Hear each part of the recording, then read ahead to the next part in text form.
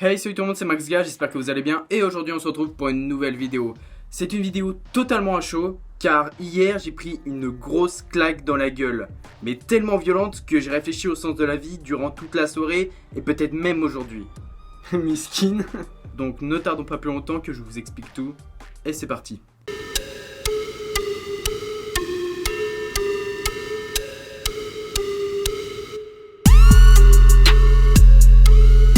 Donc ces derniers jours, j'ai regardé Clannad en animé et j'en suis resté perplexe.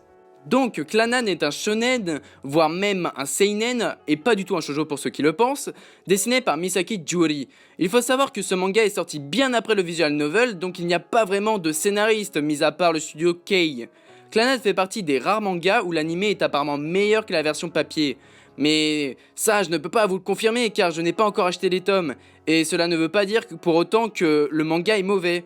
C'est une série en seulement 8 tomes des éditions Ototo, et en ce qui concerne l'animé, il comporte 2 saisons de 23 et 22 épisodes ainsi que 3 épisodes bonus, et un film que j'ai totalement ignoré pour rester ancré dans l'histoire. Je ne vais sûrement pas être très objectif dans cette vidéo, mais je vais l'affirmer haut et fort face à la caméra que selon moi, Clannad est l'un des meilleurs animés de la dernière décennie.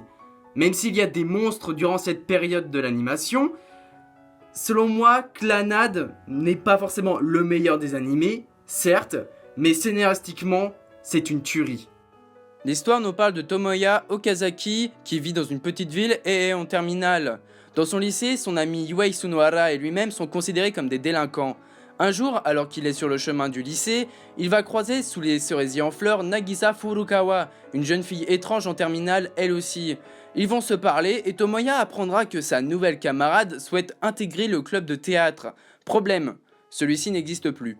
Nagisa va donc tenter de le recréer avec l'aide de Tomoya. Tous deux vont peu à peu s'ouvrir aux personnes qui les entourent, notamment Kyu et Ryu Fujibayashi, les jumelles déléguées, ou bien Tomoyo Sakagami, une jeune fille en première qui n'hésite pas à donner une bonne droite à Yuei lorsque celui-ci devient trop insistant ou agaçant envers elle. Malgré les soucis et les blessures que peuvent causer l'adolescence, ils vont se rapprocher les uns des autres et retrouver une joie de vivre sans s'en rendre compte, en redécouvrant l'amitié et l'amour. Clannad n'a rien de nier, au contraire, avec une saison 1 sympathique poussée sur le drame, elle est suivie d'une saison 2 fantastique poussée sur la tragédie. Je vous jure que la cruauté scénaristique, c'est limite une évolution Pokémon. Je vous assure que la tragédie la plus évidente est loin d'être la pire. Your Lie in April qui m'a tant affecté, ou encore Anohana qui m'a fait ni chaud ni froid, c'est de la pisse de chat à côté. Cet animé, il m'a déchiré le cœur. Pour revenir sur les graphismes, il ne faut pas juger sans avoir vu l'animé, car ils sont très beaux, je les ai trouvés vraiment très beaux, et j'ai pu ainsi les apprécier à leur juste valeur. Sinon il y a aussi une histoire en parallèle, dont je n'ai pas spécialement envie d'en parler, mais avec des graphismes en 3D.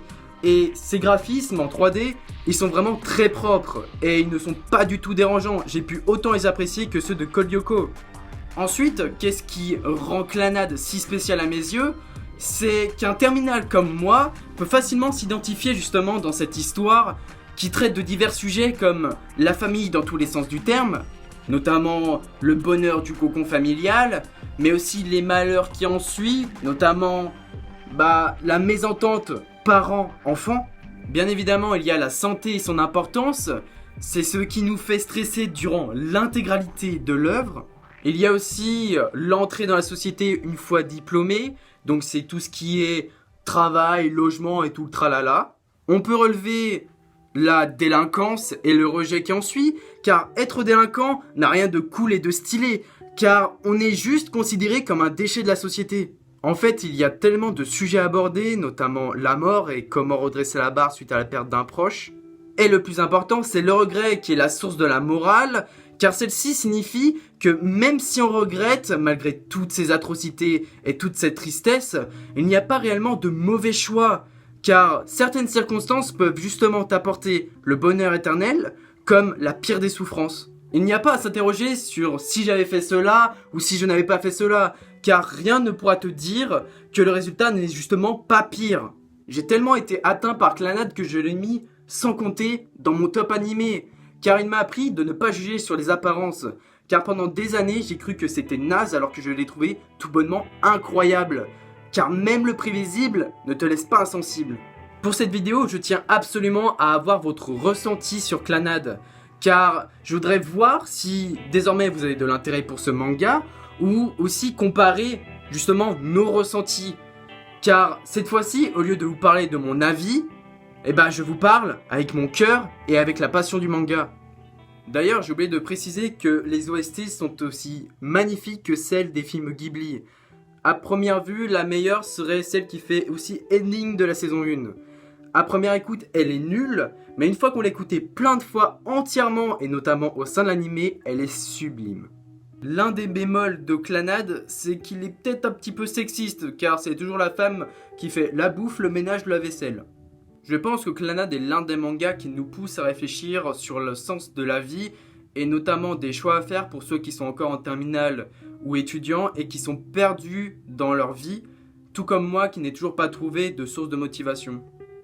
Je ne m'identifie pas dans la tragédie, mais plutôt dans la banalité d'un bon vivant qui ne cesse de grandir et qui ne va pas tarder à faire son entrée dans la société, alors qu'il devrait plutôt profiter du peu d'enfance qui lui reste, au lieu de vouloir d'être adulte trop vite, tout comme Tomoya.